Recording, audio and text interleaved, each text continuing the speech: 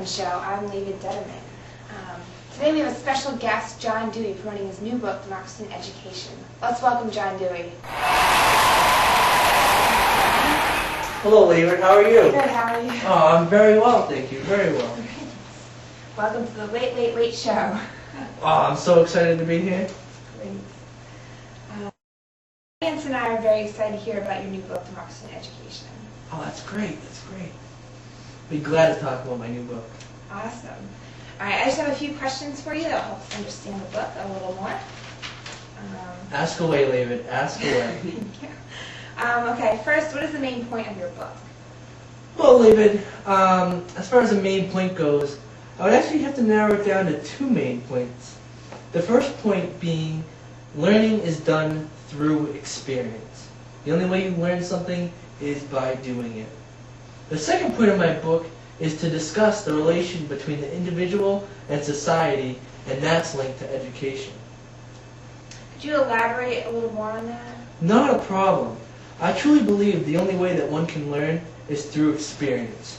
With the learning process, an individual often learns new concepts and ideas without even intending to learn that. My favorite example of this is a little child learning to walk. Because the child sees a parent or a cookie on the other side of the room, or even just a few steps away, and it really desires to have that. And once the other parent stands the child up, it takes its first two steps towards the object it desires, and that is the child learning to walk. However, it had no intention learning to walk in the first place. Now second, I believe the individual is an intricate part of society, and society can only be recognized if society recognizes its individuals. It's kind of like a circular process. Do you understand what I'm saying? Yeah. Oh, fantastic, fantastic.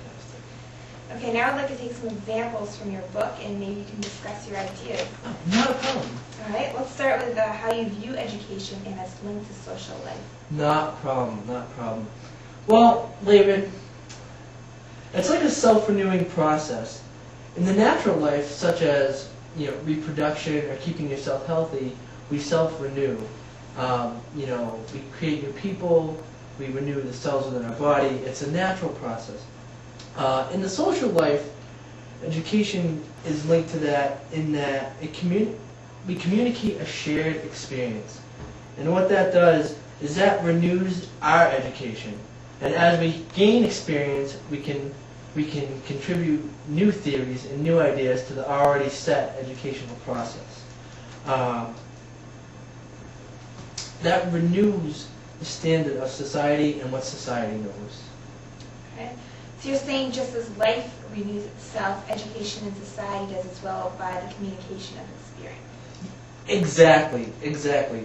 A new experience communicated through the educational process adds to society in an ideological manner. Okay. Could you please tell us what a desirable and undesirable society are like? Not a problem. An undesirable society is one which sets up boundaries on communication for free communicative intercourse. That in turn limits the educational process because one may not be able to relay his or her own experience to help further the educational process. A desirable society is one that allows the participation of all its members on equal terms. This allows for flexible adjustments of the institutions that different people actually contribute themselves to. A society, as aforementioned, will have a type of education which gives individuals a personal interest in social relationships. This society would promote social change without disorder. Okay, great. All right, now let's take a question from the audience. Hi, John. I'm Michelle Pounds, and I'm a teacher at a vocational school. And I don't really understand your position on vocational training and education, so I was wondering if you could elaborate on that.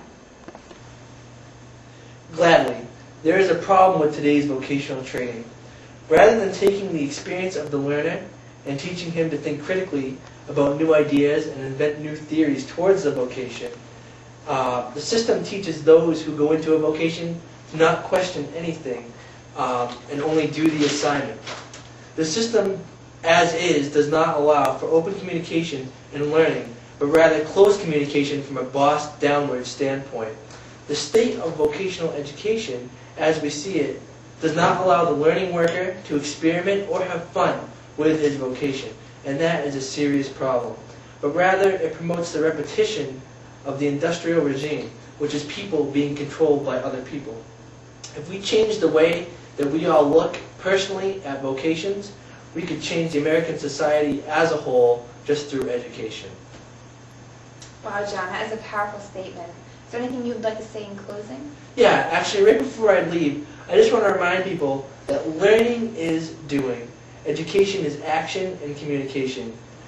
We need to move from an essentialist educational philosophy and then become more experimental in our educational philosophy.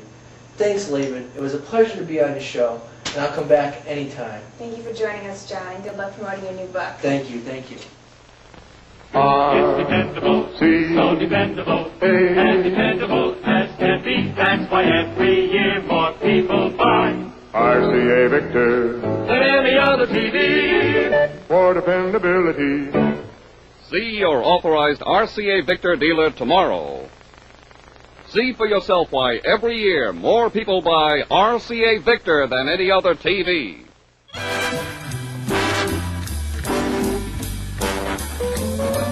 And we're back to the Laban Detterman Show. Next we have two teachers here to discuss their opinions on the book. One disagrees and one agrees. Let's welcome Kelly and Kelly.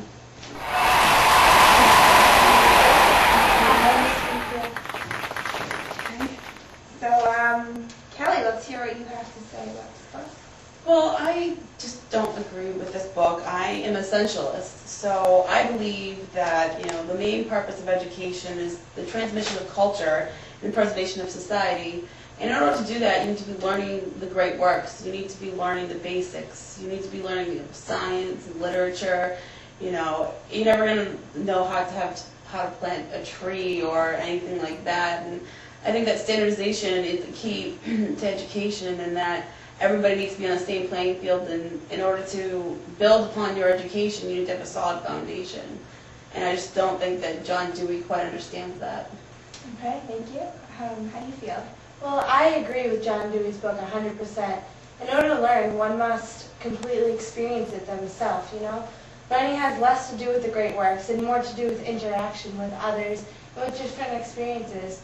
Education should consist of material and content that's existing in social life. And regardless of whether it's a good experience or a bad experience, you're going to take something away from it. And I think that's the most important in order to further yourself and better yourself in society. Okay, well, thank you both very much. All right, now you have both sides of the story. Go out and buy the book by John Dewey, Democracy in Education. And this has been the Laban Detterman Show. Thank you so much.